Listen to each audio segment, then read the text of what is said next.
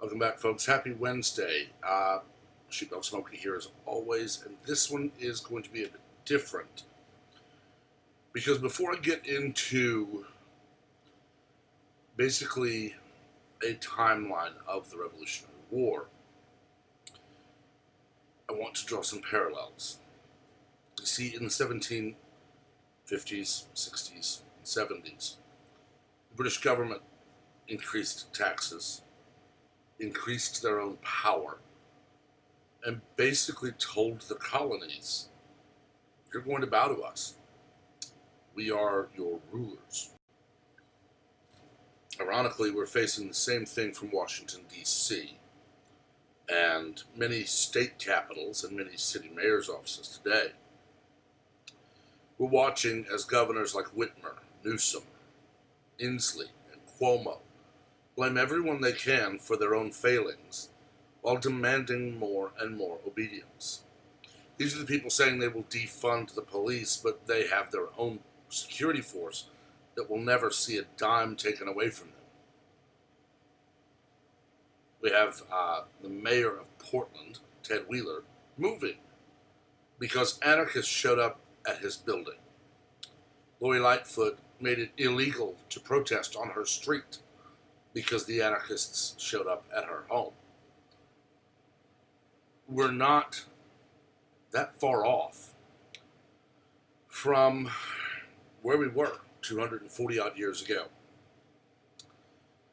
There are differences, of course. We're not seeing states told they cannot elect a governor. D.C. will do it for them. British were doing that. We're not seeing states told you cannot make your own laws anymore. We will. Britain was doing that. We are seeing calls for higher and higher and higher taxation to pay for programs that will never work and probably never happen.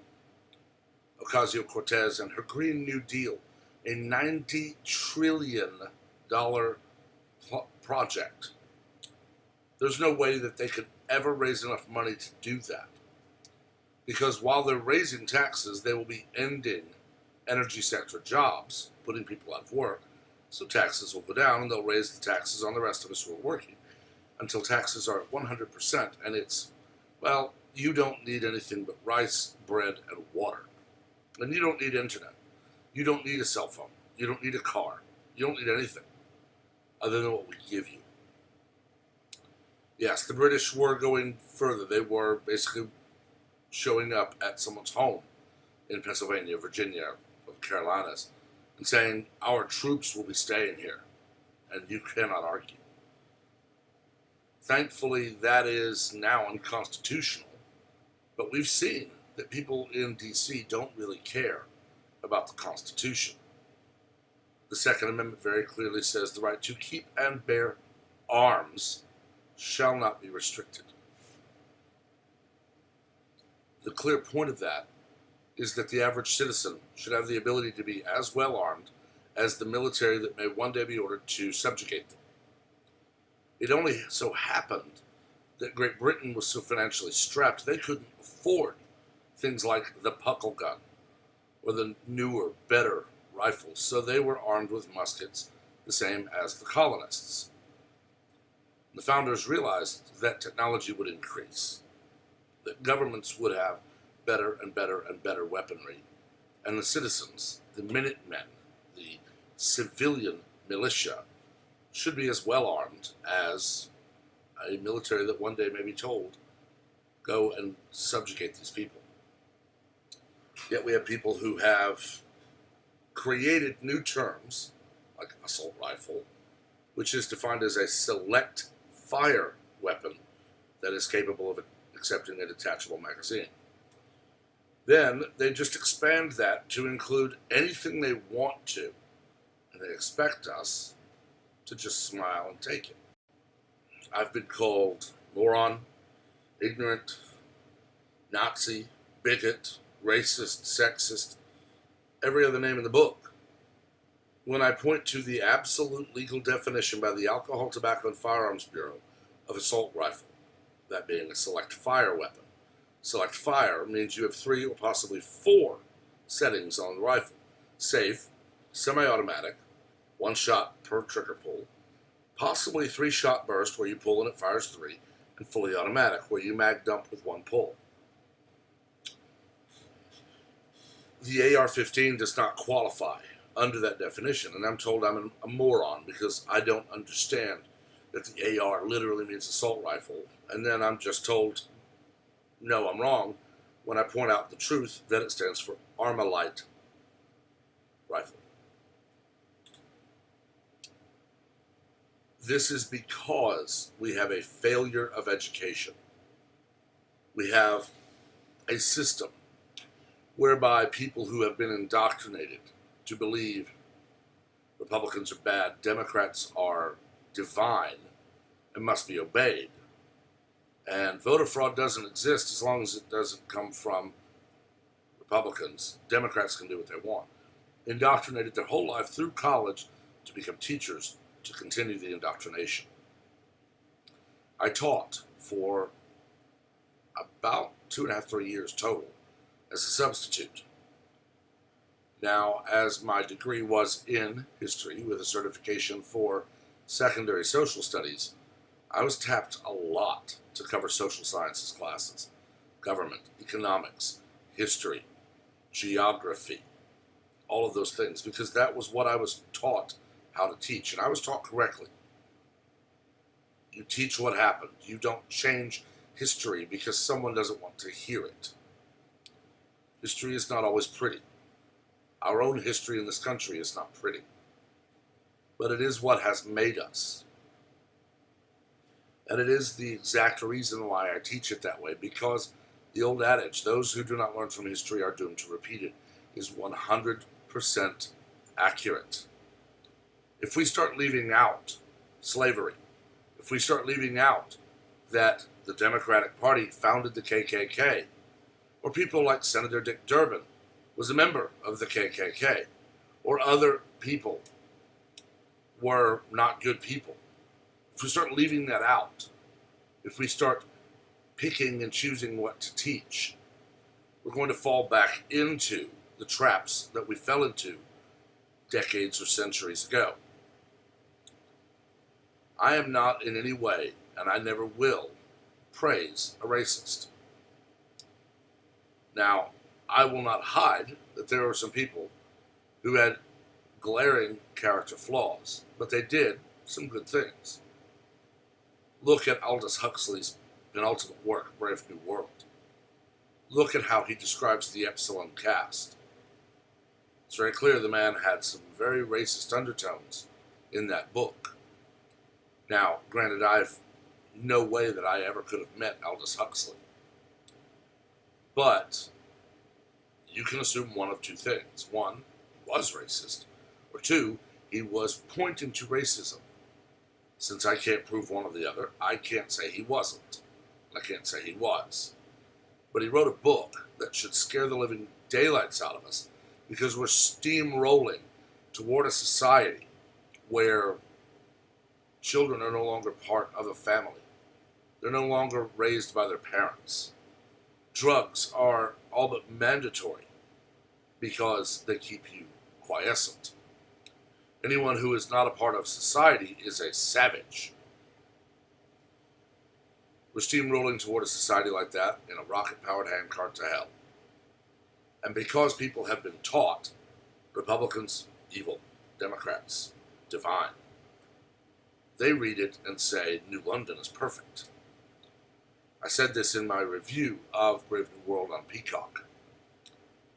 One, the fact that they even allow for a sequel or a second season proves they've not read the book. They've skimmed the cliff notes.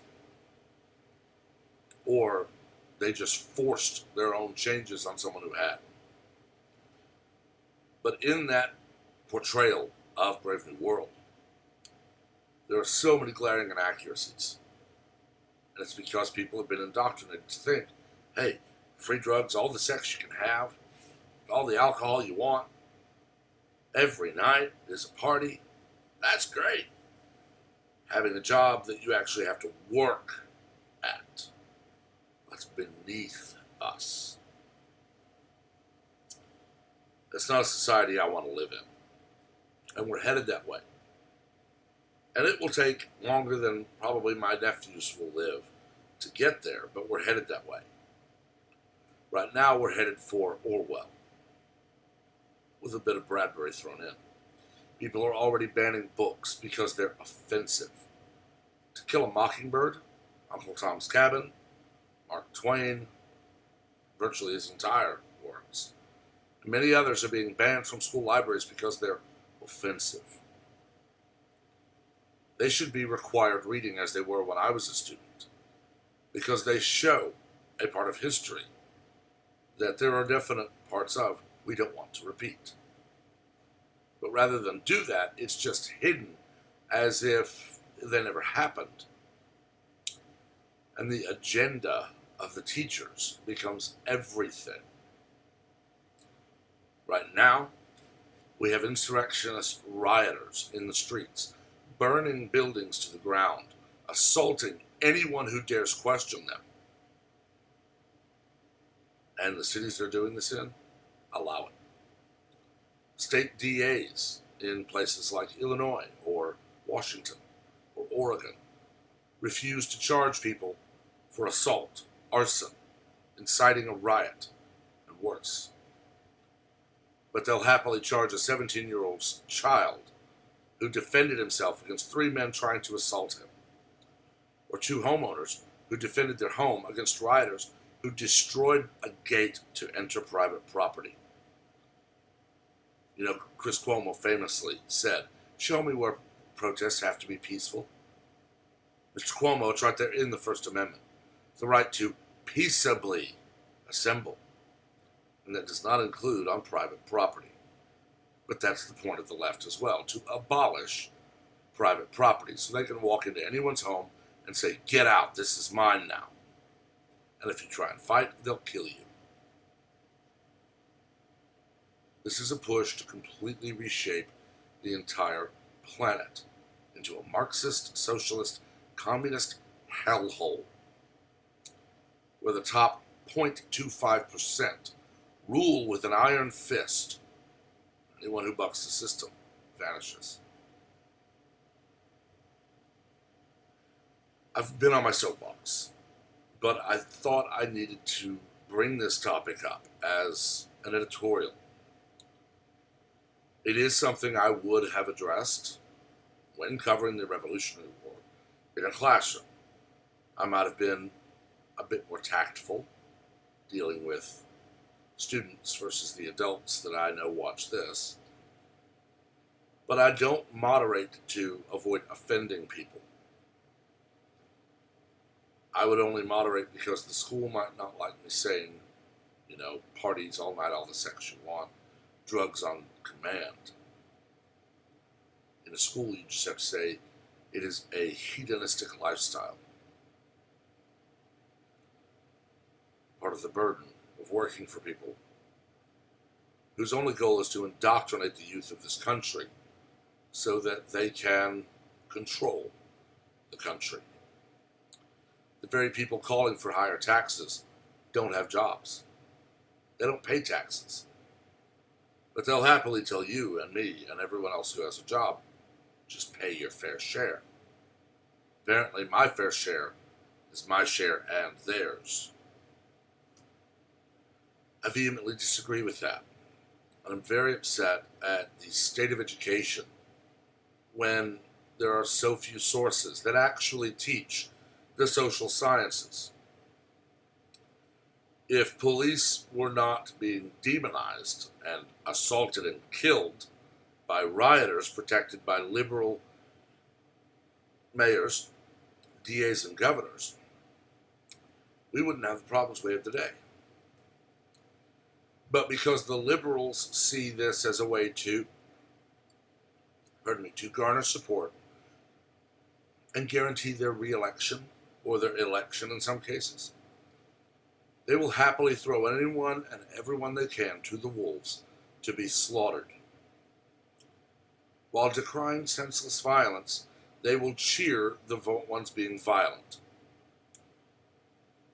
Only recently has Joe Biden or Kamala Harris said anything negative about the violence. And now They're only doing it because their polling is being affected by it, and they have to blame someone else, so they blame Donald Trump. As I've said before, he cannot just step in and rule as a tyrant. But apparently now, because he did not remove Wheeler, Inslee, Lightfoot, Whitmer, Cuomo, de Blasio, and just rule those cities and states as a tyrant to stop the violence, it's his fault. They did nothing.